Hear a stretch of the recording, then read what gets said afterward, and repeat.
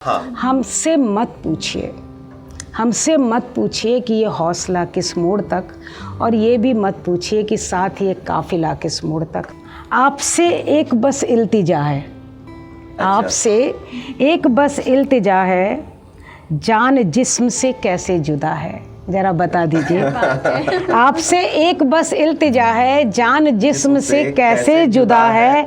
सांस की डोर में हम बंधे हैं, सांसों की डोर में हम बंधे हैं, फिर न जाने ये कैसा फासला है। प्रेम का रंग चढ़ता उतरता नहीं।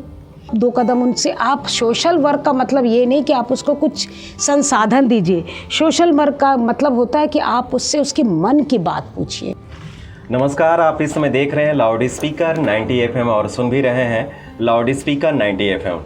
आज लाउड स्पीकर 90 FM के स्टूडियो में उपस्थित हैं सुधा मोदी जी, जो एक समाज सेविका और साथ साथ में आप राजनेता भी हैं। और आपको हम देखते रहते कि आप बच्चों के शिक्षा के लिए, अधिकारों के लिए और महिलाओं के स्किल के लिए हमेशा कार्य करती रहती हैं। आज आपका जन्मदिन है। लाउड स्पीकर 90 FM परिवार के आपकी जन्मदिन की ढेर सारी शुभकामनाएं। बहुत बहुत धन्यवाद। सबसे पहले सर्वप्रथम लाउड स्पीकर 19 FM को और आप दोनों को, जो आप लोगों ने मुझे यहाँ बुलाए, बड़े खूबसूरत लग रहे हो लाल कपड़ों में। और चूँकि कहते हैं कि जब तक अपने अंदर ओज नहीं रखेंगे, सोच नहीं रखेंगे, तो आप वो चीज़ नहीं खोज पाएंगे जिसको आप चाहते हैं। हाँ। तो इसी यही है मेरा मैम, समाज सेवी होना जी एक अपने में निस्वार्थ भाव होता है जी। और उसमें कई सारे उतार चढ़ाव भी आते हैं जिंदगी में। कभी कभी लगता है क्यों कर रही हूँ।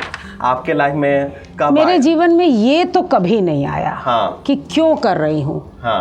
हाँ, ये आया कि इसको कैसे और कर सकूं। कैसे हो? क्योंकि क्या हो रहा है कि आप जो भी टीम लेके चलते हो, मैंने कभी टीम ली नहीं। मेरे को लगता है कि पूरा गोरखपुर, चूंकि मैं गोरखपुर में रहती हूँ और गोरखपुर के बाहर भी लोग कहते बाहर जाके आप नहीं कर सकते हो, मैं सब जगह कर सकती हूँ सोशल वर्क। किनारे में कोई बूढ़ा भी बैठा हुआ रहता है, कोई बच्चा बैठा हुआ रहता है, तो मेरा मन करता 2 कदम उनसे। आप सोशल वर्क का मतलब ये नहीं कि आप उसको कुछ संसाधन दीजिए। सोशल वर्क का मतलब होता है कि आप उससे उसके मन की बात पूछिए। हाँ। आप उसको मनुष्य होने का आभास कराइए कि हाँ, तुम भी जीवंत हो, तुम भी इस समाज में हो, इस देश में हो, इस परिवार में हो, तुम भी वो कर सकते हो जो आज हम कर सकते हैं। इस सफर की शुरुआत कैसे हुई, कब से? मुझे ये आइडिया नहीं है। मेरे को लगता है कि मेरे जीवन के साथ ही ये सफर, मैं बिहार से हूँ। हाँ, बिहार। मेरी मदर ने मुझे इसको किया, क्योंकि हमारे यहाँ कभी भी कोई आता था ना, तो शुरू में यही रहता था कि पहले बैठाओ, फिर उनको पानी पिलाओ, फिर कहीं कुछ बांटने का होता था, या कोई भी रुत आया, आम की, लीची चूँकि बिहार में बहुत आती, तो लेके जाते थे, बनाते थे। उस समय संतों में, अध्यात्म से बहुत जुड़ी हुई हूँ, तो मुझे संतों के लिए बना के, और अमरस कहते हैं ना, बना के उनको खिलाना, उनके पास बैठना। खाने से ज़्यादा मेरे को खिलाने में मज़ा आता है।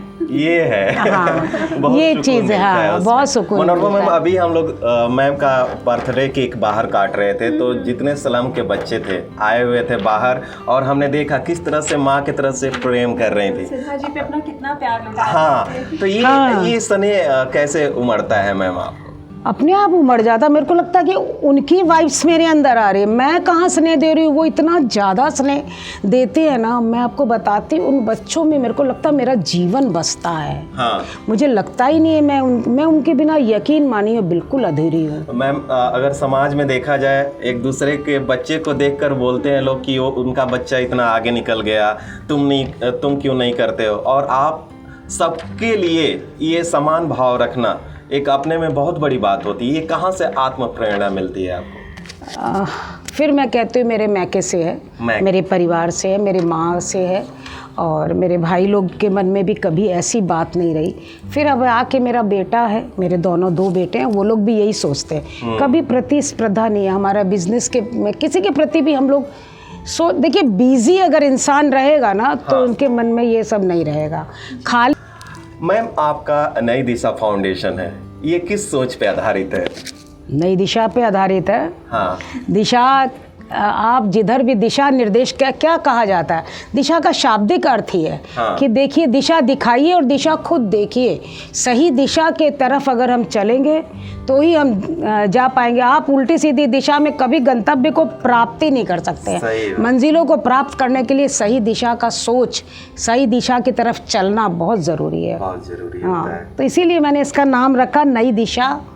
एक हम लोग जानना चाहेंगे मैम आपके मुख से कि आप क्या क्या कार्य कर रही हैं अभी समाज में।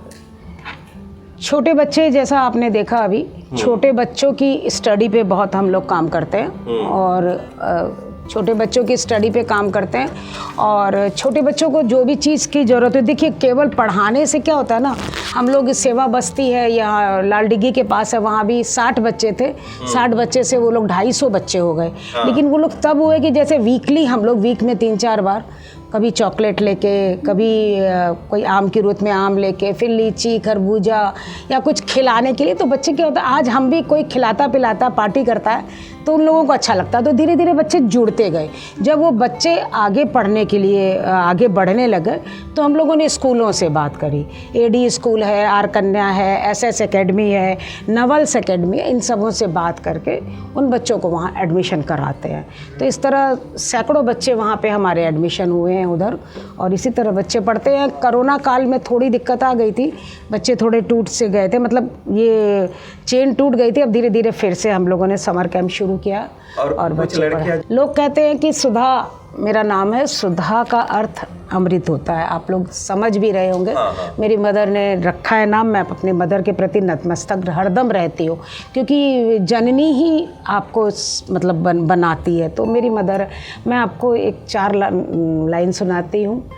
प्रेम का रंग चढ़ता उतरता नहीं, प्रेम का रंग चढ़ता उतरता नहीं, प्रीत के बिन संवरता निखरता नहीं।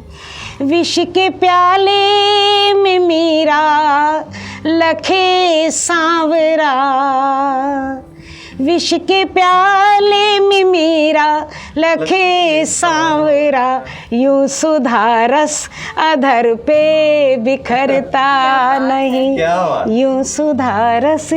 तो प्रेम का रंग आप देते रहिए लोगों के बीच में और आपकी कविताएं बनती रहेगी, क्योंकि कविताएं भावना की चीज़ है, संभावनाओं की नहीं। आप प्रेम में उतरिए, और मेरी ज़्यादातर कविताएं प्रेम के ऊपर होती है, क्योंकि प्रेम की ही कमी है संसार में। मैम आपकी और बहुत सारी कविताएं हैं, कुछ और? आपसे एक बस इल्तिजा है, आपसे एक बस इल्तिजा है, जान जिस्म से कैसे जुदा है, जरा बता दीजिए। आपसे एक बस इल्तिजा है, जान जिस्म से कैसे जुदा है, सांस की डोर में हम बंधे हैं, सांसों की डोर में हम बंधे हैं, फिर न जाने ये कैसा फासला है, क्या बात है। फिर न जाने कैसा ये फासला है, हम इबादत नहीं जानते हैं, हम इबादत प्रार्थना, हम इबादत नहीं जानते हैं, सबके दिल में मेरा खुदा है। क्या बात। हम इबादत नहीं जानते हैं, सबके दिल में मेरा खुदा है, आओ बैठो करे बात थोड़ी, आओ बैठो करे बात थोड़ी, यारो इतनी सी दिल की सदा है। थोड़ी सी बैठिए, कुछ बातें करें, कुछ कहें। लोग मिलते बिछड़ते रहे हैं, लोग मिलते हैं बिछड़ते, अपने मकसद से मिलते हैं और बिछड़ जाते हैं। लोग मिलते बिछड़ते रहे हैं, हम न बिछड़े यही आसरा है, हम न बिछड़े यही आसरा है, आपसे बस एक इल्तिजा है, बताइए तो जिस्म जान से कैसे जुदा है।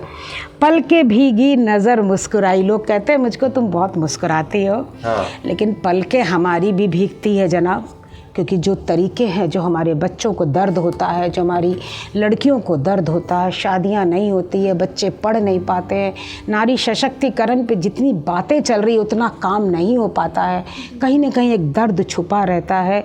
तो कहा उस पर पल के भीगी नज़र मुस्कुराई, पल के भीगी नज़र मुस्कुराई, तरु के पास बस इतनी वफा है, आपसे बस ये इतनी ही इल्तिजा है, ज़रा बता दीजिए कि जिस्म जान से कैसे जुड़ा है।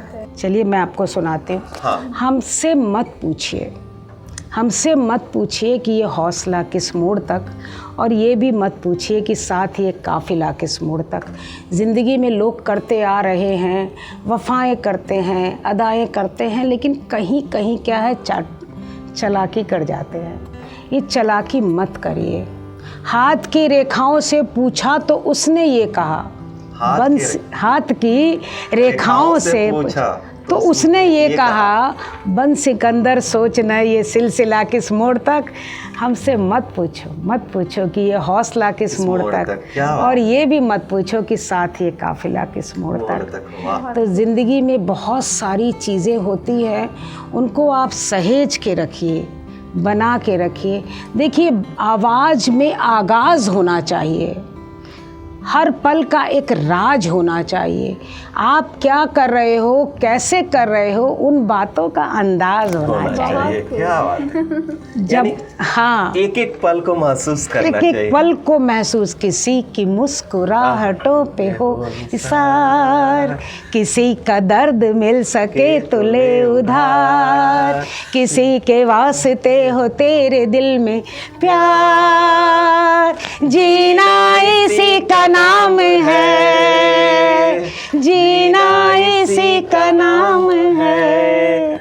बहुत बहुत धन्यवाद मैम स्टूडियो में आने के लिए और हम लोगों के बीच अपना बर्थडे सेलिब्रेट करने के लिए। धन्यवाद एक बार आपका। और मनोरमा मैम को जन्मदिन की ढेर सारी शुभकामनाएं।